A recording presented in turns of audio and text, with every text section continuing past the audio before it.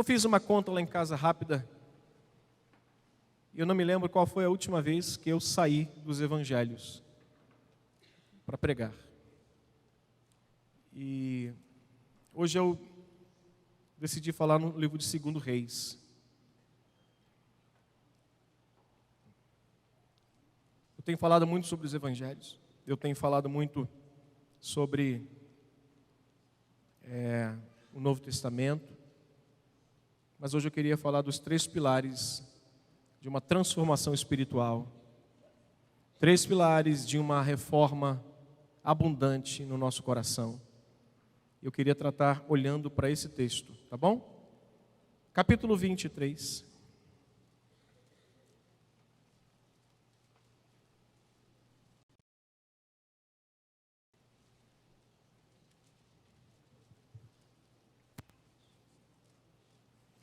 Do 1 ao 3, por favor.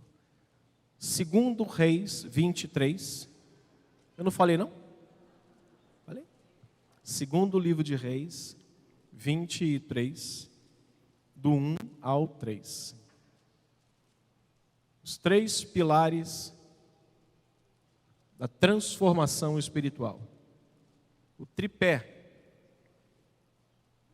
que pode ajudar muito a cada um de nós buscarmos uma vida transformada em Cristo. Diz o texto sagrado: então deu ordem o rei, e todos os anciãos de Judá e de Jerusalém se ajuntaram a ele. O rei subiu à casa do Senhor, e com ele todos os homens de Judá, todos os moradores de Jerusalém. Mas quem? Os sacerdotes, os profetas e também todo o povo. Qual a idade? Desde o menor até o maior. Bem forte agora. E leu diante deles todas as palavras do livro da aliança que fora encontrado na casa do Senhor. O rei se pôs em pé junto à coluna e fez o quê? Aliança ante o Senhor, para o seguirem, guardarem os seus mandamentos e os seus testemunhos e os seus estatutos, de todo o coração, de toda a alma, cumprindo as palavras desta aliança que estavam escritas naquele livro. Diz o texto que todo o povo anuiu a esta aliança. Que o Senhor nos abençoe nesta pequena reflexão em nome de Cristo. Ocupe o seu lugar. Os 3 pilares da transformação espiritual ou transformação de um homem, de modo genérico, homem e mulher.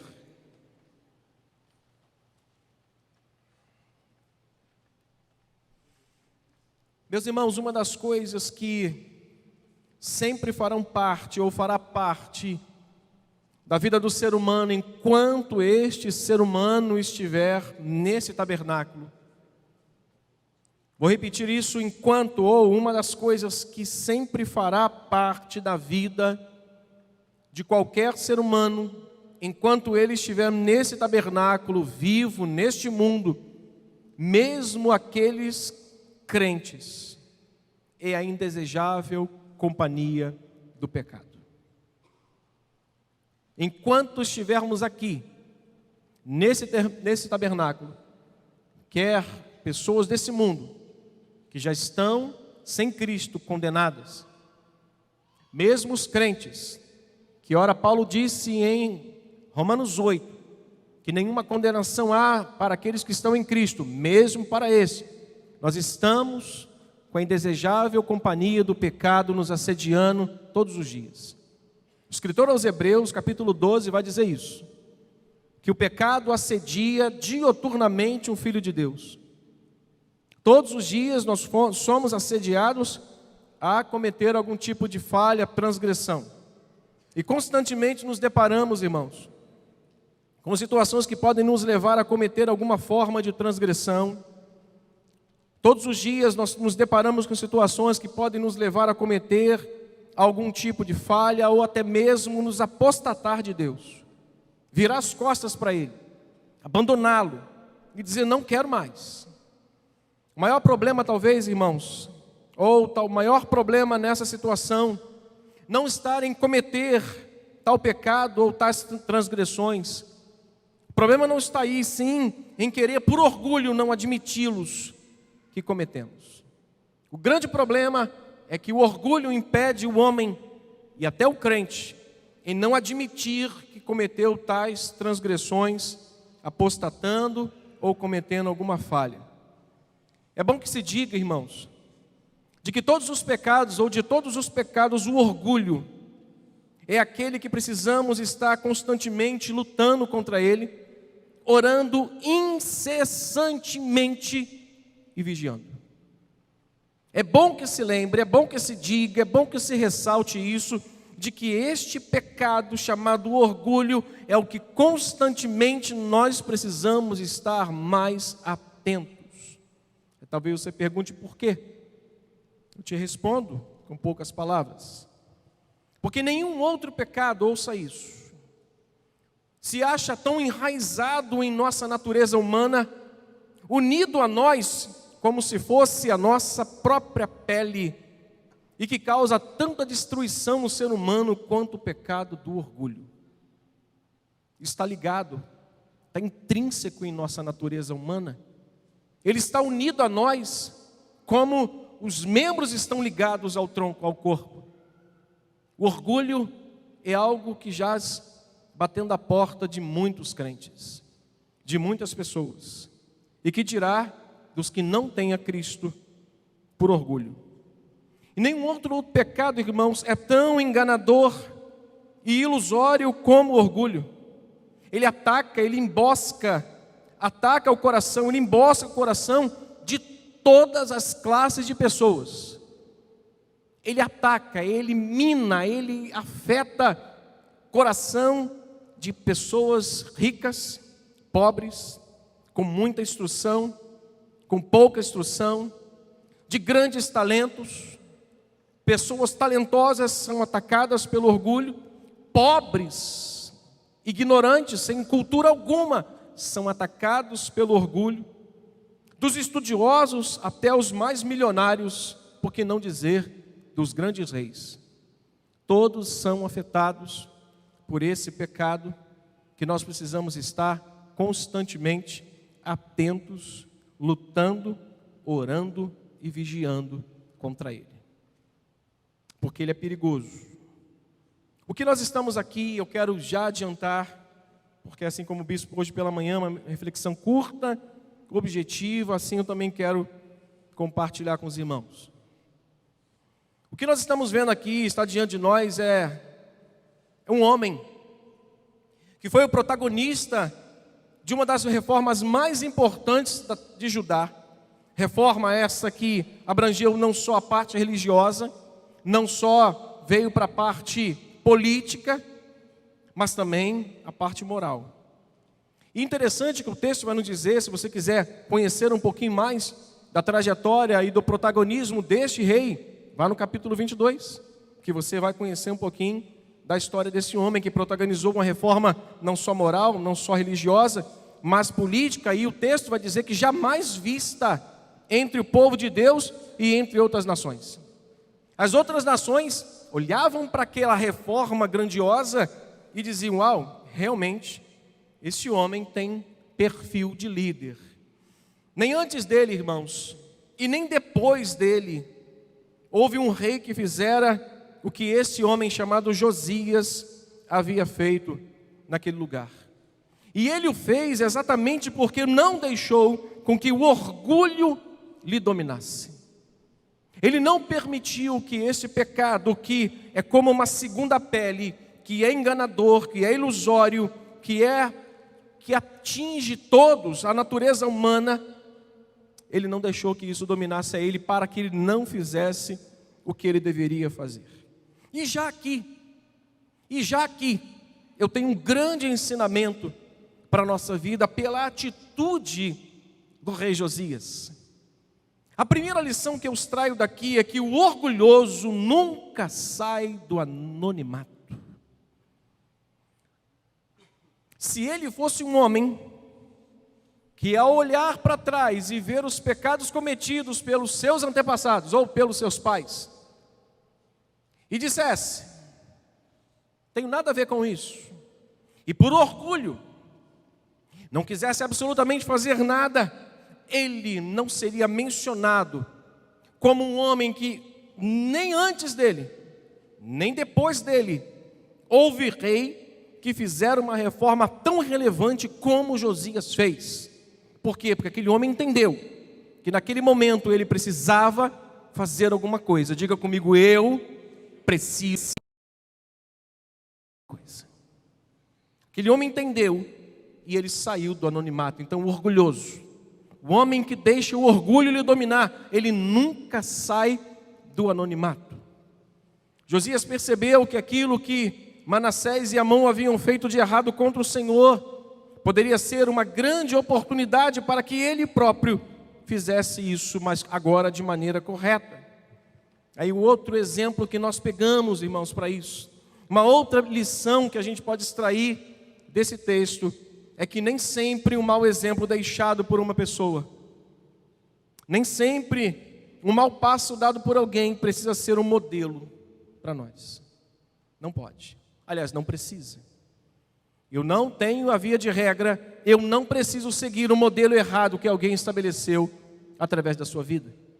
Eu não preciso pisar nas mesmas pegadas de uma pessoa que deixou ela, pelo simples fato dele ser alguém de nome, mesmo eu sabendo que aqueles passos estão equivocados, estão errados.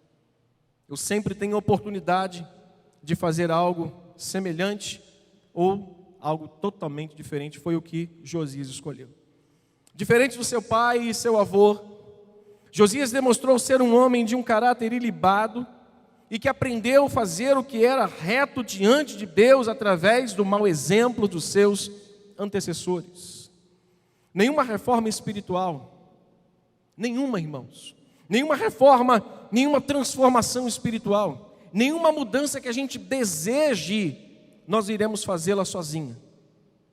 Diga comigo, Deus participará integralmente das transformações da minha vida. Deus vai participar sempre das transformações em quais meios, ou que Ele vai usar. É isso que a gente vai hoje estabelecer como um pensamento de que Ele usa para fazer com que nossa transformação seja possível. E nós vemos isso logo no versículo 1 que nós lemos, mantenha a sua Bíblia aberta, por favor. Onde Josias vai fazer uma grande reunião, onde ele vai fazer um grande evento, convidando ali a classe que governava aquele país. Não só a classe política, mas a classe religiosa. Versículo 1 vai dizer, deu ordem ao rei e a todos os anciãos de Judá, de Jerusalém. E o que ele fez? E ajuntaram-se a ele. E verso 2 ainda vai dizer, e o rei subiu aonde? Ele reúne ali toda aquela classe de sacerdotes, ele vai reunir ali as pessoas responsáveis pela parte da organização do lugar, do país, e vai fazendo uma grande reunião. E o que ele faz? O que ele faz é exatamente reproduzir nessa reunião aquela sentença que ele havia ouvido da profetisa Hulda. Quando na reestruturação encontraram-se o rolo do livro da lei e disseram, Josias, nós encontramos o livro da lei, nós encontramos os manuscritos, leia. Levaram a Josias. Josias alguém leva a profetisa Hulda, e a profetisa Hulda manda um recado poderoso, versículo 15 do capítulo 22, por gentileza. E ela lhes disse o quê? Leia por favor comigo. Assim, 22:15, é só um capítulo anterior, e ela diz, assim diz o Senhor, o Deus de Israel, dizei ao homem que vos enviou a mim o quê? Assim diz o Senhor, eis que trarei males sobre este lugar e sobre os moradores, a saber, todas as palavras do livro que leu o rei de Judá. Josias então conclui que era necessário só? Não. Tem coisas, olhe para mim rapidamente, tem coisas que não são só necessárias, são extremamente urgentes. Tem coisas que não só são necessidades agora, tem que ser para ontem, tem que serem urgentes. Coisas que ainda nos prendem, coisas que ainda impedem a gente de avançar, coisas que ainda nos impedem dos nossos olhos se abrirem. E eu vou dizer mais ainda para os irmãos, coisas que impedem as bênçãos de Deus serem derramadas, são urgentes a serem resolvidas na nossa vida. Eu vou além. Há pessoas que dizem que sentem que a sua vida está um pouco amarrada. E quando elas começam a abrirem um pouquinho o seu coração, e como é que a gente conhecer um pouquinho mais a vida desse indivíduo, a gente vai descobrir que, na verdade, quem está com as cordas e dando os nós na vida dele é ele próprio. É ele próprio que está amarrando sua própria vida, está estabelecendo uma sentença para ele próprio, que não permite que ele avance, que os olhos dele se abram e que ele possa receber todas as bênçãos inerentes à promessa de Deus na sua vida. Dentre as quais, pessoas que ainda mantêm hábitos que ofendem a santidade de Deus e que ainda ofendem o templo do Espírito Santo que somos nós. Pessoas que dizem: pastor, eu não consigo largar o vício do cigarro. E sentam à mesa como se nada estivesse acontecendo. Bispo Rubem fala uma coisa, irmãos, que às vezes a gente olha só como brincadeira, mas é uma grande realidade. Ele diz assim: eu nunca vi o cigarro sair da prateleira, sair de dentro do maço, acender-se sozinho e cair na boca do fumante. Nunca vi, mas é verdade. Isso é algo que a nossa própria natureza está assim, como um imã. Está como um imã nos aproximando ou aproximando essas coisas da gente todos os dias. E são coisas urgentes a serem retiradas do nosso meio, para que os olhos se abram. Diga comigo: para que os olhos se abram e para que as bênçãos sejam derramadas. Para que as bênçãos sejam derramadas. Então ele conclui com a palavra que ele recebera da profetisa Hulda, que não era necessário só, aquela reunião era mega urgente. Era extremamente urgente fazer uma reunião com todos aqueles homens magistrados, sacerdotes, crianças, menores. A Bíblia diz que todo o povo foi se reunir com o rei, e ele disse: nós precisamos fazer alguma coisa. Nós precisamos mudar. Jesus ouviu que Deus haveria de trazer males sobre os moradores de Judá. E já no versículo 2, Josias reúne todo o povo no lugar onde, de fato, o problema tinha sido mais grave, que foi feito dentro da casa de Deus. Ele reúne agora no versículo 2, todos e sobem com ele para a casa de Deus. Diga comigo: é aqui. Pode melhorar. Diga que é aqui, na casa de Deus, o lugar das grandes reformas da nossa vida espiritual. Você não vai conseguir reformar, transformar, mudar, melhorar, se santificar fora do ambiente da casa de Deus, onde você ouve a pregação da palavra de Deus. Não é assistindo Big Brother Brasil, não é assistindo a Fazenda, não é assistindo outro programa que não seja aqueles que possam te levar para a presença de Deus. E prostrado aos teus pés, nós cantamos. E prostrado aos teus pés, como nós cantamos aqui agora, nós viemos aqui e a presença, a santidade de Deus nos afeta, nos atinge, nos constrange. É na casa de Deus o lugar das maiores transformações, das maiores reformas na vida de um homem e de uma mulher. Vamos lá então. A reforma espiritual realizada por Josias tinha 3 pilares. É o primeiro pilar que ele estabelece, nós já até lemos o primeiro. O primeiro pilar que ele estabelece como uma base, como base do tripé, para reformar, para transformar a vida daquela nação, daquele povo, e serve para nós hoje, é um retorno à submissão à palavra de Deus. Você pode dizer comigo? Um retorno e submissão à palavra de Deus. Pastor Luiz Carlos, na sexta-feira, disse que a igreja dos dias atuais, ela está muito ereta, ela está muito, como é que eu posso usar? Está com muito nariz empinado, está muito midiática. A igreja atual, tudo é mídia. Eu sei que nós nunca mais vamos conseguir viver sem isso. A igreja que hoje fechar as portas para o mundo midiático, para o mundo tecnológico, vai se fadar a ter o seu pequeno tamanho.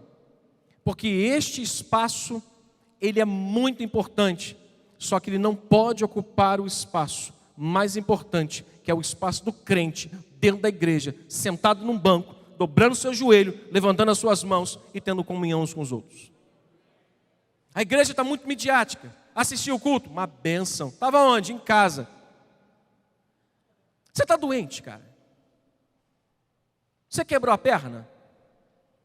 Irmãos, eu tive um período da minha vida com labirintite. Quantos já tiveram labirintite aqui?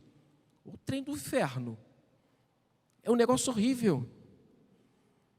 Eu tinha que entregar numa semana, aliás, até o final do mês, 119 ou 120 e poucos estofados, porque era final de ano, e os meus clientes me pagavam antes de eu ter produzido. Na verdade, eles vendiam e recebiam antes de eu fabricar o produto. E diziam: Otávio, eu tenho X vendido. Eu falei assim: eu não tenho como produzir isso, meu irmão. Não tem espaço, não tem material humano. E eu trabalhava tanto, até de madrugada, para produzir aquilo, para entregar. E teve um dia que o cansaço bateu e eu comecei a ter labirintite. Minha mulher prova. Eu tinha que dobrar, estender metros e metros e metros de tecido no chão da garagem da minha casa. E me dobrar, e ligar a minha máquina de corte e cortar centenas de metros por noite. E eu não podia tirar os olhos da linha. Se eu olhasse para o lado, eu tombava. Se eu olhasse para um lado, eu tombava. O carro lotado, minha caminhonete lotada de estofados. O meu funcionário do lado direito, eu falava assim: que é? É o nome dele. Olha para mim, vê se vem carro do lado direito. E olha para mim e vê se vem carro do lado esquerdo. Porque se eu olhasse, a cabeça girava e eu não conseguia mais dirigir. E por que às vezes a gente está com uma dor de cabeça? E por que o cidadão às vezes goza de plena saúde, pleno vigor físico e diz: hoje eu vou assistir online? Nós estamos muito eretos, nós estamos muito midiáticos, nós estamos muito conectados, quando na verdade este lugar, diga comigo, este lugar é o lugar da transformação proveniente da palavra pregada. O primeiro pilar, irmãos, que eu quero hoje deixar aqui com os irmãos, que foi realizado por aquele homem e que foi confrontador para eles, foi o pilar de um retorno à submissão à palavra de Deus. Uma reforma espiritual, uma transformação espiritual, assim como o sucesso no prosseguimento da nossa vida ministerial ou próprio cristã, depende da importância que nós vamos dar à palavra pregada. A Bíblia nos mostra essa verdade em 2 líderes. Como a palavra de Deus foi o caminho, foi a base para o sucesso ministerial e da vida pessoal desses líderes. O primeiro deles, Josué. Josué capítulo 1, versículos 7 e 8. Se você quiser abrir, abra lá. Muito conhecido, mas é bom para que a gente relembre o que Deus falou com o servo dele, acerca dessa importância. Ele vai dar alguns recados para ele. Verso 7, para adiantar. Então, somente ser forte e muito corajoso, para teres cuidado de fazer segundo toda a lei que meu servo Moisés te ordenou. Se você já abriu, leia o restante comigo. Dela não te desvie, nem para a direita. Para quê? Para que sejas bem-sucedido por onde quer que, bem forte agora, verso 8, não cesses de pregar, de falar deste livro da lei.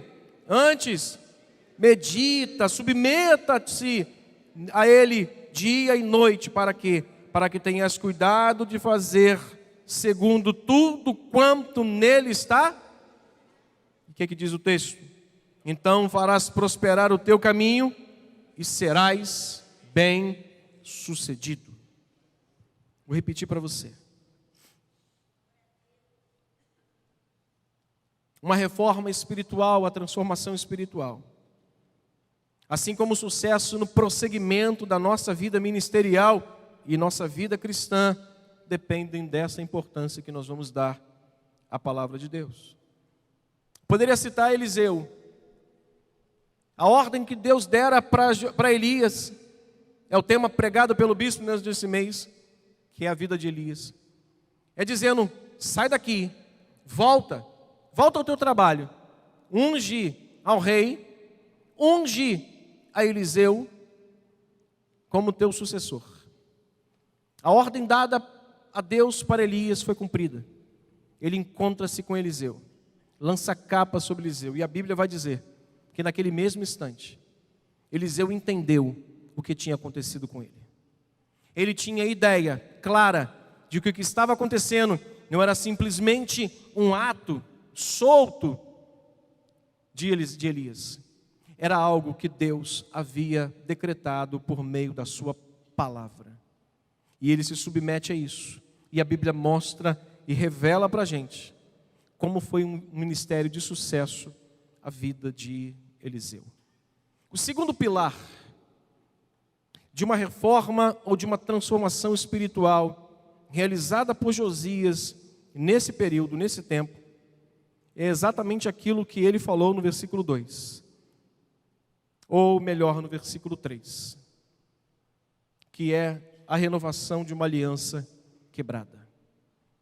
O segundo pilar para a nossa vida hoje, além de nos submetermos e retornarmos para a base da palavra de Deus, diga comigo, é a renovação da aliança quebrada. Meu irmão, você que talvez esteja com sua aliança com Deus rachada, quebrada, você que talvez esteja longe da comunhão com Cristo, talvez em casa, talvez alguém em casa hoje optou em abrir o canal da igreja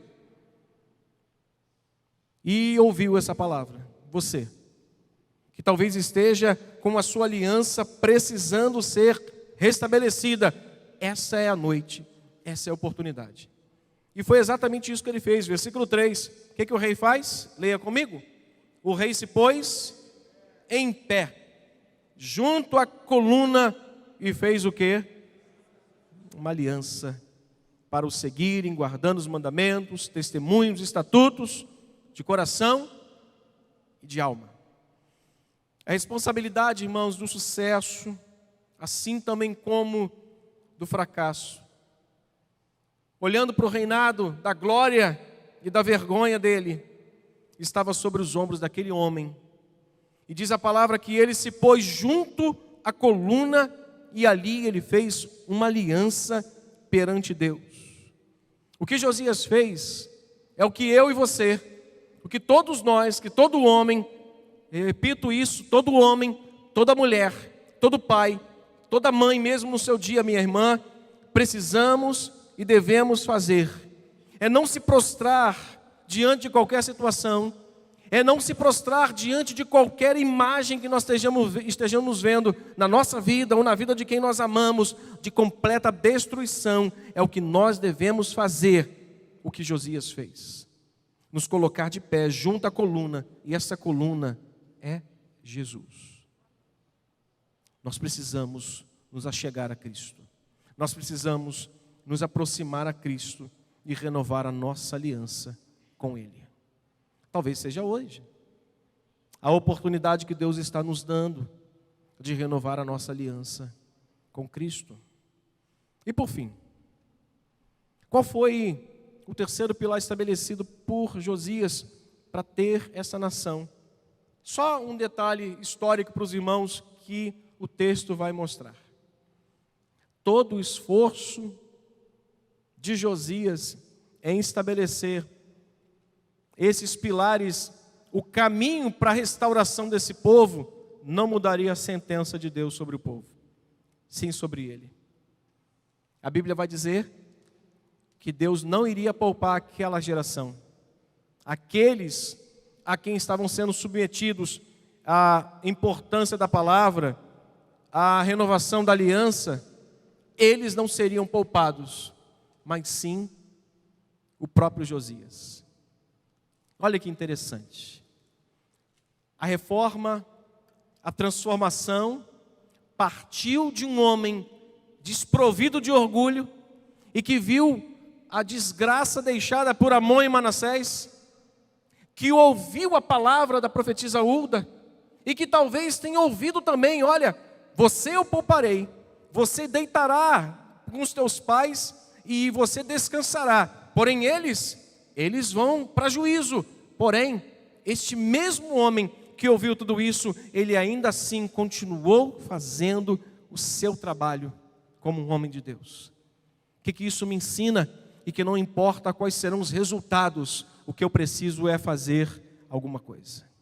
Não importa o que Deus vai fazer, eu só preciso obedecê-lo e seguir aquilo que de verdade eu tenho que fazer. Terceiro pilar, para que Deus pudesse transformar isso, serve para nós hoje aqui. É um retorno à submissão, e submissão à palavra de Deus. Uma renovação de uma aliança quebrada. Talvez hoje seja a oportunidade de nós falarmos: Senhor, eu quero renovar a minha aliança contigo. Eu quero estar novamente em plena comunhão de intimidade com o Senhor. Mas o terceiro pilar era exatamente a busca pela santificação. Palavra, aliança e santificação. Versículo 4 e 5, eu concluo. Diz o texto, acompanhe comigo a leitura, por favor, não fique de fora. Então o rei ordenou ao sumo sacerdote Euquias e os sacerdotes da segunda ordem e aos guardas da porta que tirassem do templo, olhe para o texto, que tirassem do templo do Senhor, o que, irmãos, leia? Todos os utensílios que se tinham feito para Baal, para o poste ídolo e para todo o exército dos céus. O que aconteceu? E os queimou fora de Jerusalém, nos campos de Cedron, e os levou cinza deles para Betel. Também, verso 5, destituiu os sacerdotes que os reis de Judá estabeleceram para incensarem sobre os altos da cidade de Judá e ao redor de Jerusalém, como também os que incensavam a Baal, ao sol e à lua e aos mais planetas, e todo o exército. Leia o 6 também, para finalizar. Também tirou da casa do Senhor o poste ídolo para fora de Jerusalém, até o vale de Cedron, no qual queimou e o reduziu a pó, que lançou sobre as sepulturas do povo. Eu idealizei aqui, eu fiz uma imagem quando eu estava lendo esse texto. Eu fiquei imaginando Josias dizendo assim: marreta, motosserra, martelete, dinamite, tudo. Tirem essas coisas da casa de Deus. Por que eu concluo com esse terceiro pilar de santidade? Sem uma busca pela santificação, nunca teremos acesso à intimidade com Deus. Uma musiquinha muito antiga, boba, infantil. mas que é relevante quando encontra o coração de criança. Cuidado, olhinhos com o que vem. Cuidado, olhinhos com o que vem. Sem uma busca pela santificação, nunca teremos acesso à intimidade com Deus. Sem uma busca pela santificação, nunca teremos sucesso na nossa caminhada espiritual. Sempre estaremos aquém daqueles que estão à nossa frente, que se santificam, que pagam o preço, que dizem não, que se submetem à palavra, que renovam a aliança deles sempre. Sem uma busca pela santificação, grave isso, nunca teremos vitória, mesmo nas pequenas batalhas. Lembra Josué 7? Qual o diagnóstico que Deus dera a Josué pela derrota a um exército insignificante de Ai? Qual foi o diagnóstico? Tem pecado no vosso meio, Josué. Para de chorar e santifica o povo. Para de reclamar, para de olhar para a derrota. Olha para o pecado que está no meio do povo, santifique o povo e vá, porque assim eu darei vitória nas pequenas e nas grandes batalhas. Diga comigo, sem uma busca pela santificação, nunca teremos vitória, mesmo nas pequenas batalhas. Eu concluo com a oração de Cristo. Mas antes de lermos o texto lá, se você quiser já ir adiantando, João capítulo 17, versículo 6. Jesus vai mostrar, preste atenção enquanto você está procurando aí.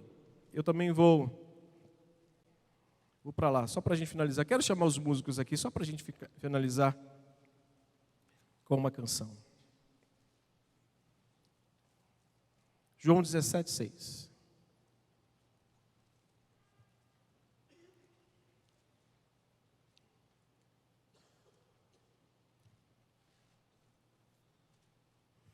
Todos acharam? Diz o texto: manifestei o teu nome aos homens que me deste do mundo. O que diz o texto? Eram teus, tu nos confiaste, e eles têm guardado a tua. E agora eles reconhecem que todas as coisas que me tens dado provêm de ti, porque eu lhes tenho transmitido as palavras que me deste, e eles as receberam, e verdadeiramente conheceram que saí de ti e creram que tu me enviastes. O que eu quero e como eu quero finalizar, depois de dizer que sem uma busca pela santificação, nunca teremos acesso à comunhão e intimidade com Deus. Pastor, o que é santificação?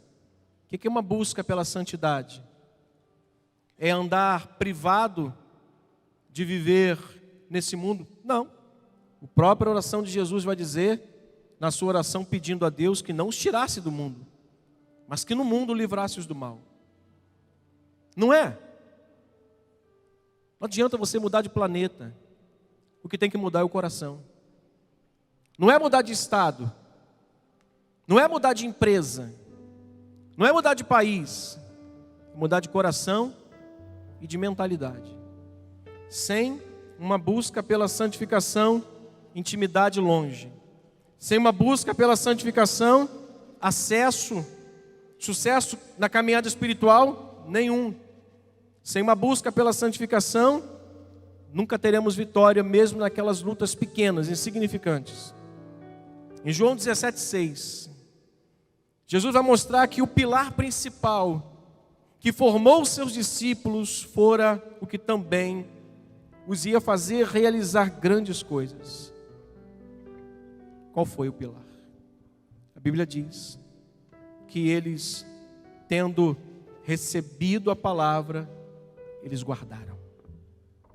Sabe qual é o pilar que fez com que esses discípulos, no quais foram formados por ela, iria fazer com que eles realizassem grandes obras, o que eles tinham da palavra de Cristo no seu coração.